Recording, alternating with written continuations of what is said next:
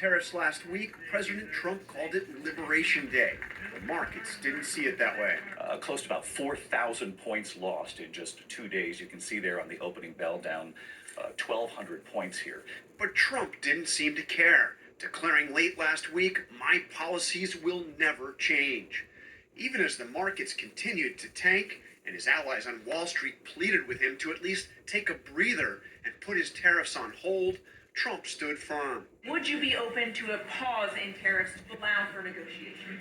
Well, we're not looking at that. He said he's not considering an extension or a delay. There would be no negotiation. They've ripped us off left and right.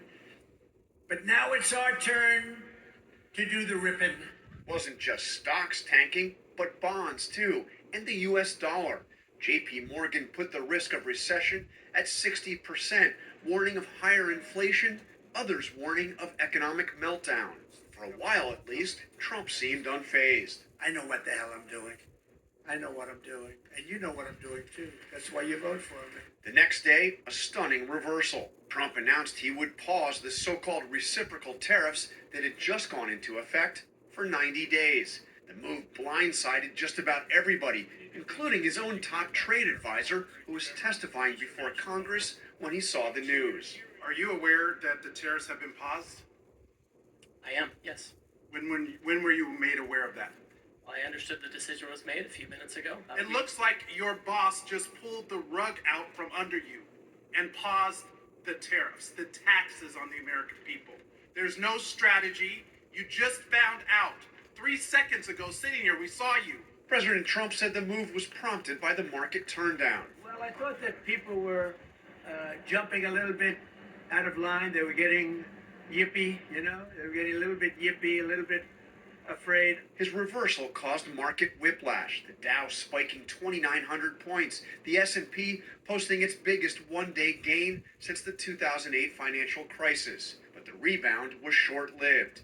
Even with the pause, 10% tariffs remain in effect globally, and a 145% tax on everything coming in from China, prompting China to impose a 125% tariff on American products. An all-out trade war between the world's largest economies. It was a big mistake, this Chinese escalation. While the White House says there are negotiations underway with more than 70 countries, the big one is China. And while Trump sounds like he really wants a deal, I have great respect for President Xi. He's been, in a true sense, he's been a friend of mine for a long period of time.